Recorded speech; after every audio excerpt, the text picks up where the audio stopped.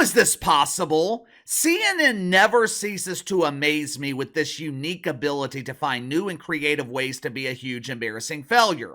Seriously, how is this possible? How is it possible for a network that doesn't draw ratings to decline in the ratings? CNN literally has nowhere to go but up. Right now, CNN is sitting at nothing. All you gotta do is go from nothing to almost nothing. That's it. It should not be this difficult. Instead, CNN is going from nothing to being on the verge of extinction. Soon, we're going to be talking about CNN like we talk about the dinosaurs. And to make matters worse, the ratings I'm about to share with you guys for the first quarter of 2024, I am comparing these ratings to the fourth quarter of last year, meaning I'm actually trying to do CNN a favor. The fourth quarter of the year, typically a slow time for cable news. You have all the normal people holidays like Thanksgiving and Christmas. You have Halloween, where kids used to run around the neighborhood dressed like Donatello from the Ninja Turtles or the Pink Power Ranger. Today, Halloween is used by deacons at Woke United Methodist as step one in the practice of gender-affirming care. They encourage young Thomas to dress as Teresa, hoping to get him more comfortable with the inevitable gender transition. Now, if you were to believe the press release from CNN, you would think that everything is rainbows and woke wieners on the sinking Titanic. This is incredible! CNN ranks number one in desktop users. CNN ranks number one on Sunday nights from 7:15 to 7:20 in the category of documentaries on tuck-friendly bathing suits. We have turned Chad Thundercock into a huge star. Chad is huge in more ways than one. When you have to get this specific with your ratings wins, you know the water is beginning to reach the top floors of the Titanic. When Fox News releases their ratings statement, it reads something like, Fox News ranks number one in cable news. Fox News ranks number one in overall viewership on cable. Same with MSNBC. MSNBC might not be number one in cable news, but they are averaging 1.3 million viewers in prime time. They're averaging over 800,000 during daytime hours. When you are performing in the ratings, there's no reason to look for obscure positives. With CNN, they have to narrow down to 15-minute intervals in prime time on Sunday nights to find a glimmer of hope for this dying dump. If you're a cable news network, there is absolutely no reason for you to not show growth in the first quarter compared to the fourth quarter of the year. Just think about everything that's happened in the last 3 months. Nikki Haley, good old Saint Nick, after months of embarrassment and humiliation, Nikki Haley dropped out of the presidential race. Donald Trump, Orange Man bad! Donald Trump is on the campaign trail every day. He's making news. Now, this is the same Donald Trump that propelled CNN to the number one rank on cable. Not just cable news. The Trumper, he had CNN ranked number one in prime time on cable TV. But it's kind of hard for the Trumper to boost CNN's ratings when they refuse to show him. I guess CNN has adopted the same policy as MSNBC. We have a responsibility to protect you from lies, which means we have a responsibility to shield you from the rhetoric of the Orange Man. A network that is allergic to the truth claims it's their responsibility to protect you from lies and propaganda? The first quarter featured the state of disaster delivered by our fearless leader, Johnny B. Biden. Now, just when you thought a political speech couldn't be any more disastrous, the Republicans, they followed John Biden with a painful response from Alabama Senator Katie Britt.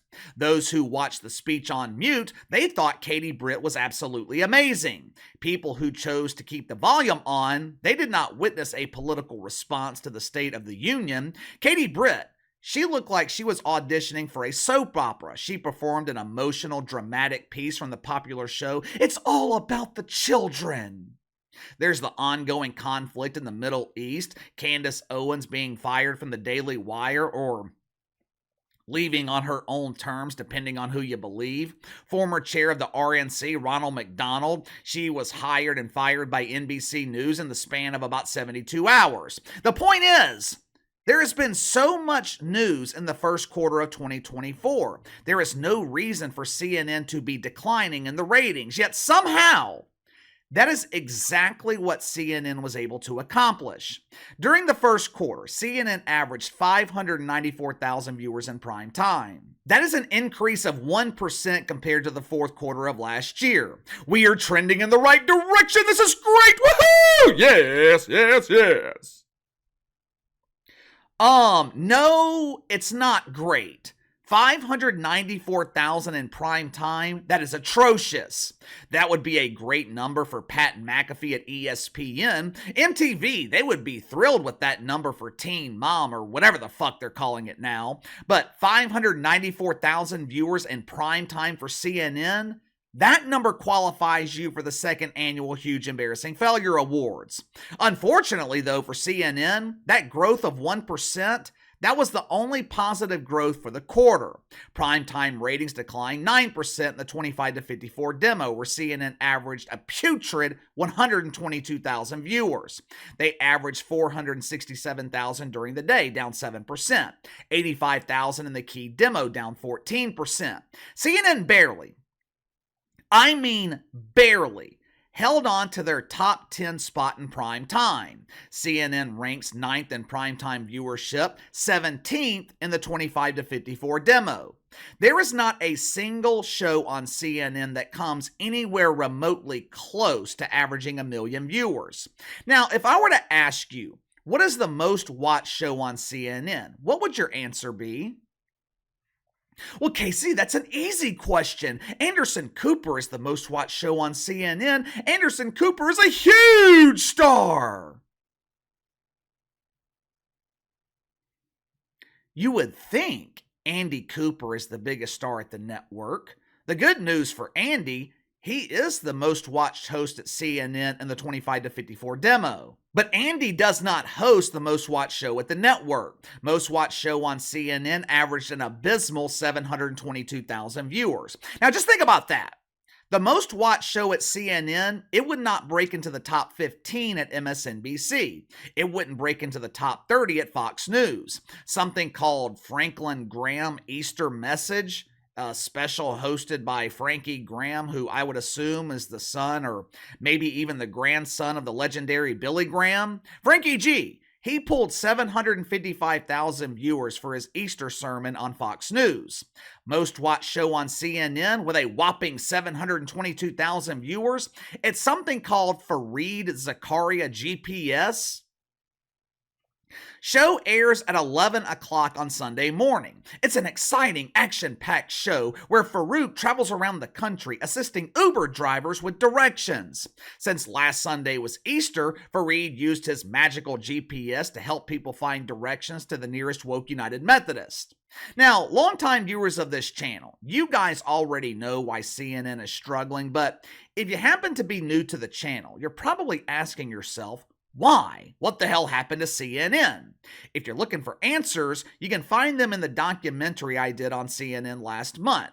It's the first edition of the Rise and Fall series. Second edition was on the WNBA dump. I think I released it last Friday. I'll put links to both videos in the description below. But in the meantime, I'll show you the latest example of why CNN continues to struggle. This is also an example of why CNN has absolutely no credibility. Yesterday, Wolf Blitzer, woof, woof, woof, woof, woof. Yesterday, Wolf Blitzer was hosting his daily dump called The Situation Room. The Situation Room is a special room where Wolf invites viewers to watch as he receives his parvo vaccine along with his rabies shot. His veterinarian, he needs to give him some laxatives. Every time I see Wolf Blitzer, it looks like he's about to explode. This poor wolf, I think he might be having some GI or digestive issues. Remember last month when he damn near barfed up a hairball live on the air? Yesterday, he was looking even worse, but this time, I don't think it was digestive issues that was bothering the wolfer. It appeared like the wolf was experiencing feelings of anger and rage mixed with feelings of pain and humiliation. They were discussing a recent speech that was given by Donald Trump. The Trumper, he was talking about Laken Riley, the poor girl who lost her life in Georgia to an illegal immigrant. Well, KC, you can't use that term anymore. You must refer to them as an undocumented migrant.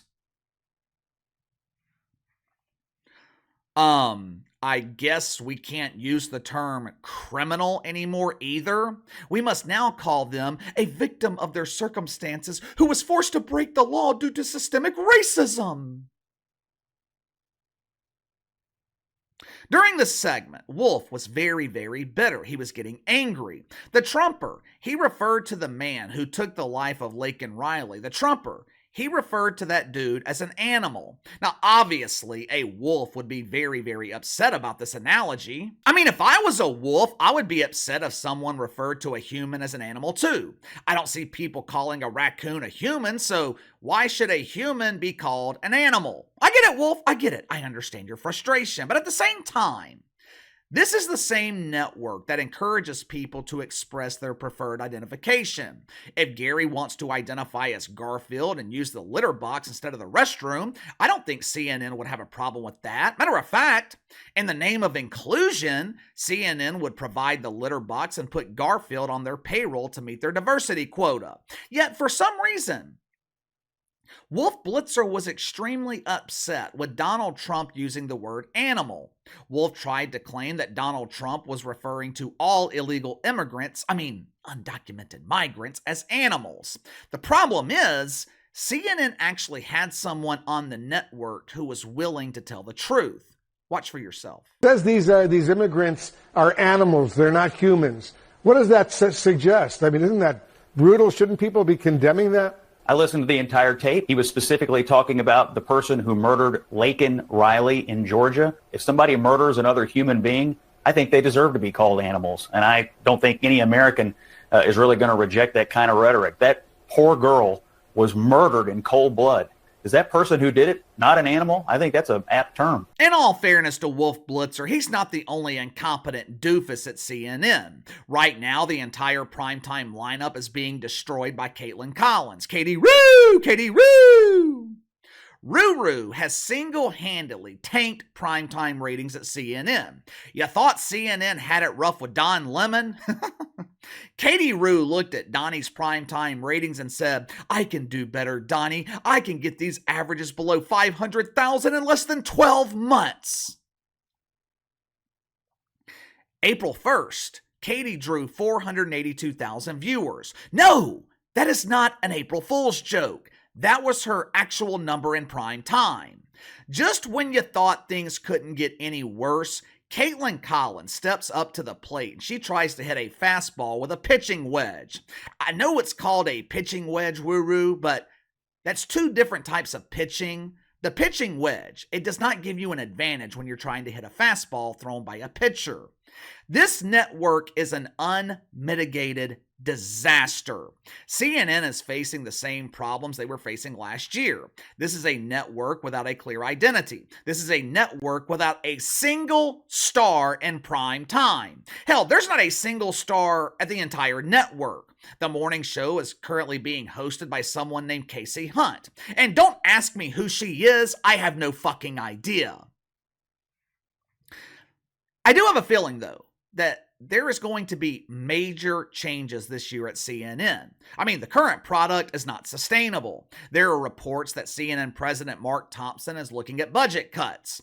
Now, there have been several layoffs in the past 2, maybe 3 years, but this time, it's going to be different. Mark Thompson, he's not looking at behind-the-scenes staffers making $75,000 a year. Mark Thompson is looking at the long list of overpriced talent, or in the case of CNN, overpriced lack of talent. Andy Cooper, who makes $12 million a year to entertain 12 viewers, goodbye. Wolf Blitzer, who makes $4 million with an additional $1 million bonus thanks to his sponsorship with Alpo, good riddance. Chris Wallace, who's talking to Chris Wallace? Well, for the past 3 years at CNN, no one's been talking to Chris Wallace. I know who Chris Walrus will be speaking with soon, the unemployment office. CNN is paying the Walrus $7 million a year. What does he contribute? What does he do to earn $7 million? Hell, when you figure it out, let me know. But anyway, give me your thoughts on this. CNN ratings decline again. Wolf Blitzer gets called out and embarrassed on his own show. Caitlin Collins continues to tank the primetime lineup. If the reports are true and CNN is looking at trimming their budget, do they have anyone worth keeping? Who would you keep in their daily lineup? CNN doesn't have a single personality that makes an impact. Is there anything Mark Thompson can do to save CNN? Or is there already too much water on the Titanic? You let me know. Sound off in the comments below. Like, subscribe, share the video. I appreciate your support. Best way to contact me is by email at btlkc84@gmail.com, KC_BTL84 on Twitter. I'll see you guys later.